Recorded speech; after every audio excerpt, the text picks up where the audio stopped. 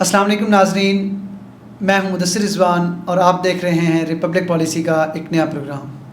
ناظرین، آج کی بھاگ دوڑ بھری زندگی میں چاہے پروفیشنل لائف ہو یا پرسنل لائف ہو، اس میں ہم کامنلی دیکھتے ہیں کہ سٹریس، ڈپریشن اور انگزائٹی اور اس طرح کی مسائل کا ہمیں کامنلی سامنا کرنا پڑتا ہے۔ اگر پاکستانی معاشرے کی بات کریں بالخصوص تو یہ چیز اور بھی عام ہے، اور اس کی بنیادی وجہ ایک طرف تو جو معاشی صورتحال ہے، چونکہ اس وقت وہ بہت تکلیف دہ صورتحال ہے جس سے ہم سب گزر رہے ہیں، اور اس کے ساتھ ساتھ چاہے کیریئر کی بات کر لیں، چاہے بچوں میں تعلیم کے حوالے سے بات کر لیں، تو اور خاص طور پہ پھر فیملی لائف کی بات کریں تو اس میں بھی کئی سارے مسائل ہیں جو سٹریس کو جنم دیتے ہیں۔ تو اس حساس موضوع پہ نارملی جس طرح ہمارے معاشرے میں اور میڈیا میں اور ادب میں بات ہونی چاہیے، اس طرح سے ہم دیکھتے ہیں کہ بات ہوتی نہیں ہے۔ آج ہم اس انتہائی اہم موضوع پہ بات کریں گے، اور ہماری خوش قسمتی ہے کہ اس پہ بات کرنے کے لیے ہمارے ساتھ موجود ہیں جناب ڈاکٹر امجد طفیل صاحب۔ آپ ریٹائرڈ گورنمنٹ ایسوسیٹ پروفیسر ہیں اور آپ نے سائیکالوجی میں پی ایچ ڈی کیا ہوا ہے، اور پچھلے 40 سال سے آپ شعبہ تدریس سے وابستہ ہیں، اور بچوں کے ساتھ آپ کا ایک طویل تجربہ ہے انٹریکشن کا، اور اس کے علاوہ بھی آپ لکھنے لکھانے سے چونکہ شغف رکھتے ہیں، اور آپ کی نفسیات کے حوالے سے ہی چند کتب بھی پبلش ہو چکی ہیں، جن میں ایک ہے پرسکون زندگی، اس کے علاوہ نفسیات اور جدید زندگی، اس کے علاوہ بھی کئی کتب ہیں، اور آپ ریگولرلی مختلف اخبارات میں کالمز وغیرہ پہ لکھتے رہتے ہیں۔ تو آج ہم ان سے اسی حوالے سے بات کریں گے کہ پاکستانی معاشرے میں سٹریس کن وجوہات کی وجہ سے پیدا ہوتا ہے، اور آخر کس طرح ہم ان سے اس کا سامنا کر سکتے ہیں، اور کس طرح اس سچویشن سے ہم خود کو مینیج کر سکتے ہیں، یعنی بیسیکلی کس طرح سے ہم سٹریس مینجمنٹ کر سکتے ہیں۔ اچھا سر، خواتین کے حوالے سے بھی ہم نے میجر سٹریسز دیکھ لیے، پھر اسٹوڈنٹس میں جو چیزیں سٹریس کاز کرتے ہیں ان کو بھی بڑا ان ڈیٹیل ہم نے دیکھ لیا۔ اب تھوڑا فرمائیے گا کہ ہمارے جو مرد حضرات ہیں، ظاہر ہے ان کو بھی مختلف حوالوں سے سٹریس کا سامنا کرنا پڑتا ہے، تو سر کون کون سے ایسے میجر سٹریسز ہیں جن کا سامنا مردوں کو کرنا پڑتا ہے؟ دیکھیے، اگر آپ مردوں کی بات کریں تو مجھے لگتا ہے کہ جیسے ان کا سب سے بڑا سٹریسر جو ہے وہ فیملی ریلیشن شپ ہے، یعنی خاندان کے اندر کے جو تعلقات ہیں۔ اچھا، عام طور پہ سمجھا جاتا ہے کہ شاید خاندان کے اندر جو تعلقات ہوتے ہیں اس کا سٹریس صرف عورتوں پہ ہوتا ہے، ایسی بات نہیں ہوتی۔ جیسے ہم مثال بات کر رہے تھے شادی کی، تو جب ایک لڑکے کی ایک لڑکی سے شادی ہوتی ہے اور وہ آتا ہے میرڈ لائف کا آغاز کرتے، تو اس میں مرد بھی، جو شوہر ہے، وہ بھی انڈر سٹریس آتا ہے، اس لیے کہ اس کے ایک طرف اس کی فیملی کی ڈیمانڈ ہوتی ہے، دوسری طرف اس کی بیوی کی ڈیمانڈ ہوتی ہے، اور ان دونوں میں بیلنس رکھنا ایک بہت مشکل بات ہو جاتی ہے۔ پھر یہ ہے کہ جب آپ کے تھوڑی سال آگے گزرتے ہیں، بچے آ جاتے ہیں، تو بچوں کے اندر ایک بیلنس رکھنا اور بچوں کو اس طرح لے کے چلنا اور ان کے ساتھ یہ سلوک کرنا کہ انہیں یہ نہ لگے کہ کسی ایک کو پریفرنس دی جا رہی ہے اور کسی دوسرے کو پریفرنس نہیں دی جا رہی، یہ بہت بڑا سٹریسر بنتا ہے۔ اور آف کورس جو معاشی حالات ہیں وہ تو اس وقت ہم سب کے لیے بہت بڑا سٹریسر ہیں۔ اس کی وجہ یہ ہے کہ جب کسی بھی ملک میں جب اکانومی خراب ہوتی ہے تو یہاں دیکھا گیا ہے کہ دو طرح کی ذہنی بیماریاں وہاں عام ہو جاتی ہیں، ایک ڈپریشن عام ہو جاتا ہے، اور ایک وہ بیماریاں جو سٹریس سے ریلیٹ کرتی ہیں، ان کی تعداد بہت بڑھ جاتی ہے۔ اور یہ یاد رکھیے کہ سٹریس صرف نفسیاتی بیماریاں پیدا نہیں کرتا، اس کا بہت طاقتور رول جو ہے وہ جسمانی بیماریوں میں بھی ہے، یہ پھر کسی وقت اس پہ ہم بات کریں گے۔ لیکن آپ یہ دیکھو کہ آپ کی معاشرے میں ہارٹ اٹیک بہت ہو رہے ہیں، بلڈ پریشر بہت تیزی سے بڑھ رہا ہے لوگوں میں، ذیابیطس جو ہے، ڈائبیٹکس جسے ہم کہتے ہیں، وہ بہت بڑھ رہی ہے۔ یہ ساری انڈیکیشنز ہیں ہائی سٹریس کی، جو اور یہ میلز میں زیادہ ہے ایز کمپیئر ٹو فیمیل۔ یہ ساری انڈیکیشنز ہیں ہائی سٹریس کی جو ہمارے معاشرے میں مرد کو برداشت کرنا پڑا۔ اچھا سر، اب لاسٹلی اگر ہم بات کریں تو ظاہر ہے ایک پروفیشنل لائف ہے، اس کے اپنے چیلنجز ہیں، اس کے اپنی ڈیمانڈز ہیں، پھر جو مشکل معاشی صورتحال سے ہم ایز اے معاشرہ گزر رہے ہیں، تو اس کی وجہ سے پھر یہ چیلنجز اور بڑھ جاتے ہیں۔ سر فرمائے گا کہ پروفیشنلز کو جو ہے سٹریس، چاہے وہ میلز ہو فیمیلز ہو، وہ کن کن صورتوں میں ظاہر ہوتا ہے؟ دیکھیے، پروفیشنل کا بڑا سٹریس تو پرفارمنس ریلیٹڈ ہوتا ہے، اور اس میں 3 لیول عام طور پہ گنے جاتے ہیں. ایک سب سے نیچے والا لیول ہوتا ہے کسی آرگنائزیشن میں, ایک مڈل لیول ہوتا ہے, ایک اپر لیول ہوتا ہے. اس میں مجھے لگتا ہے کہ جو مڈل لیول پہ ہیں وہ سب سے زیادہ انڈر پریشر ہوتے ہیں, انڈر اسٹریس ہوتے ہیں.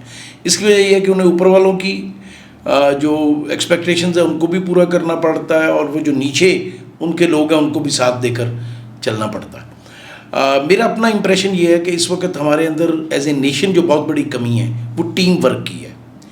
آپ کسی بھی آرگنائزیشن میں 2-4 لوگوں کو الگ الگ ٹاسک آسان کر کے دیکھ لیں, وہ اچھا پرفارم کر کے لے آئیں گے, لیکن جب آپ ان کو ٹیم بنائیں گے تو وہ ٹیم میں اچھی پرفارم نہیں کریں گے.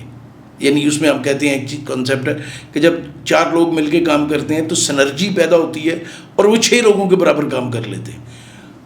میری آبزرویشن ہے, ہو سکتا ہے غلط ہو, مجھے ایسے لگتا ہے کہ جب ہمارے 4 لوگ مل کے کام کرتے ہیں تو ان کی پرفارمنس 2 لیول لوگوں کی اجتماعی پرفارمنس کے قریب چلی جاتی ہے. تو یہ مجھے لگتا ہے کہ ٹیم ورک کا نہ ہونا اور اچھے ایتھیکل سٹینڈرڈ کا نہ ہونا آرگنائزیشن کے اندر, یہ بہت بڑے سٹریسرز ہیں پروفیشنل کو جن کا سامنا کرنا پڑتا ہے.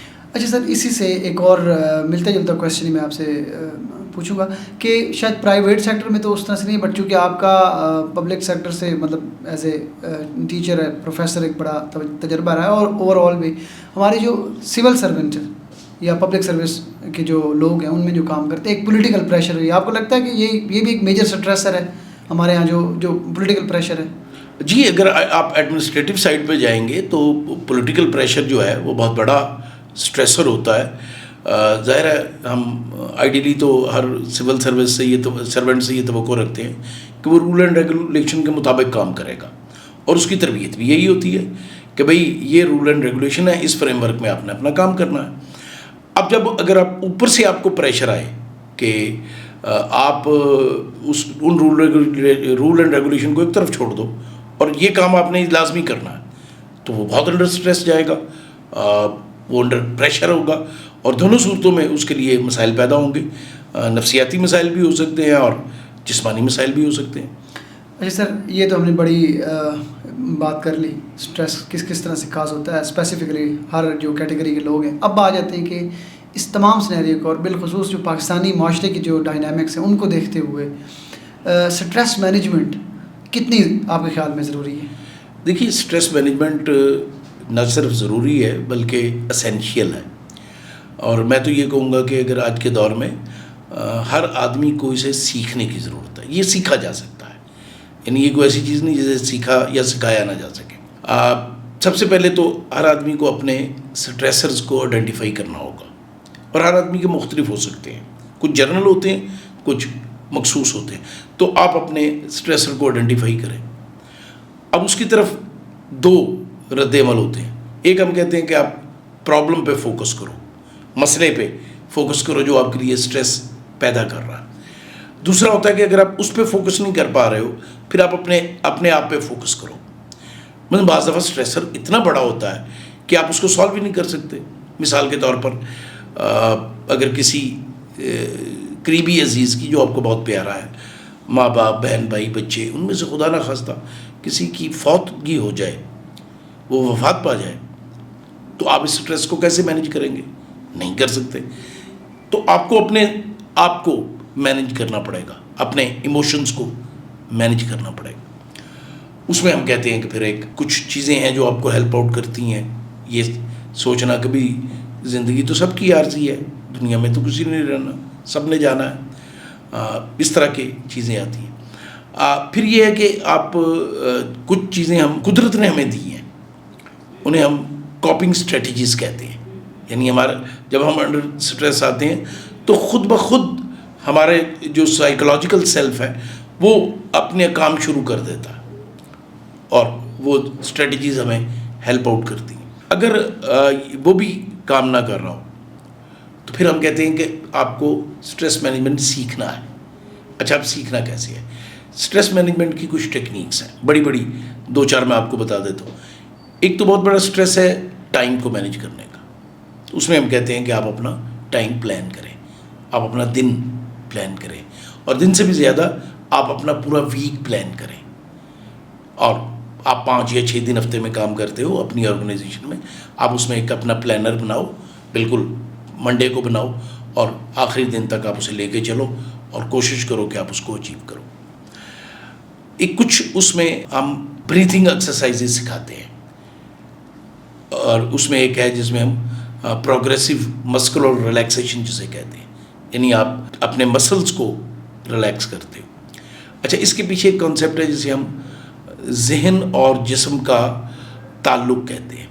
ہمارا دماغ ہمارے جسم پر اثر انداز ہوتا ہے اور ہمارا جسم ہمارے دماغ پہ اثر انداز ہوتا ہے. تو اگر آپ کرسی پہ اپنی بیٹھے ہیں اور بالکل اپنے ذہن میں کچھ چیزیں لا رہے ہیں تو وہ چیزیں آپ پر آپ کے جسم کو متاثر کرتی ہیں. یہ میں بڑی سادہ انداز میں اس کو ایکسپلین کرنے کی کوشش کر رہا ہوں. تو ہم سکھاتے ہیں کہ کیسے آپ نے ذہنی طور پر اپنے آپ کو ریلیکس کرنا ہے, اور وہ ریلیکسیشن جو ہے وہ آپ کی سٹریس کو کم کرے گی. کوئی اچھی ہیبٹ بک ریڈنگ ہو سکتی ہے, میوزک سننا ہو سکتا ہے, یہ آپ کو ہیلپ آؤٹ کرتی ہے. آپ کا کوئی ایک دوست, ایک سے زیادہ بھی ہو سکتے ہیں, جن کے ساتھ آپ کھل کر اپنے دل کی بات کر سکیں, یہ بہت بڑا سٹریس ریلیور ہے, آپ کے سٹریس کو آؤٹ کرتا ہے.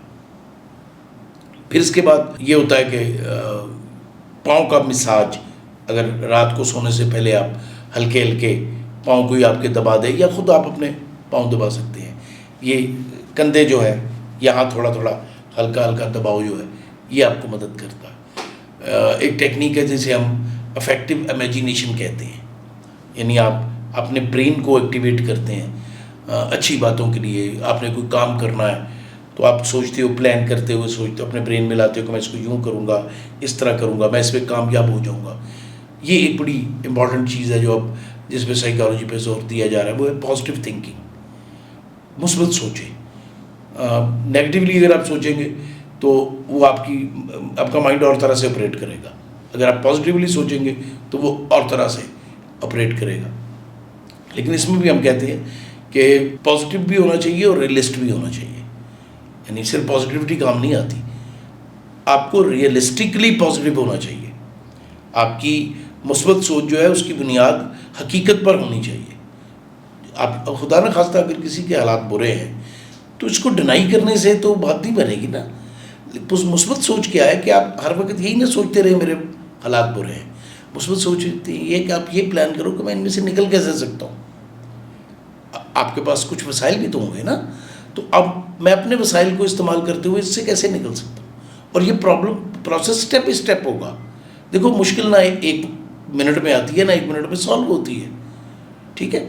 تو لیکن یہ تصور رکھنا, یہ خیال ذہن میں رکھنا کہ اللہ تعالیٰ نے مجھے اہلیت دی ہے, طاقت دی ہے, وسائل دیے ہیں, میرے پاس دوستوں کی سپورٹ اویلیبل ہے, میں اس مشکل سے نکل جاؤں گا. یہ پازیٹیو تھنکنگ ہے. پازیٹیو تھنکنگ یہ نہیں ہے کہ آپ اپنے آپ کو سمجھائیں کہ مشکل ہے ہی نہیں, وہ تو ان ریئلسٹک ہو جائے گا, وہ تو کام نہیں, پازیٹیو نہیں آئے گا, وہ نیگیٹو افیکٹ کرے گا. تو یہ کچھ موٹی موٹی باتیں ہیں جو میں نے بتائی ہیں جس کو ایک عام آدمی اپنی زندگی میں اڈاپٹ کر سکتا ہے. باقی تو پھر ایک وہ پورا ہمارا سائیکالوجی کا پروسیس ہے جس میں ہم لوگوں کو ٹریننگ دیتے ہیں کہ کس طرح انہوں نے اپنا اسٹریس مینیج کرنا ہے. وہ عام طور پر ایک فل ڈے ٹریننگ ہوتی ہے جو دی جاتی ہے, وہ اس میں ظاہر ہے اس پہ زیادہ تفصیل میں جانا ممکن نہیں.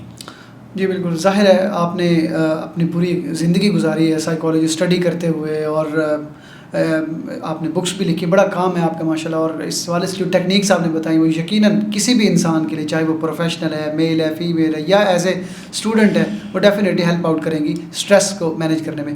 اچھا سر, اس حوالے سے اگر ہم تھوڑی سی فیملی کی بات کر لیں اگین, کہ ہمارے یہاں اوور آل سوسائٹی میں اور پھر بالخصوص فیملی سرکلز میں سٹریس کو یا اس جو انگزائٹی ہے ان کو اس طرح سے ابھی تک ایکنالج نہیں کیا جاتا, اور اس پہ بات کرنا بھی شاید اتنا اچھا نہیں سمجھا جاتا, معیوب سمجھا جاتا ہے.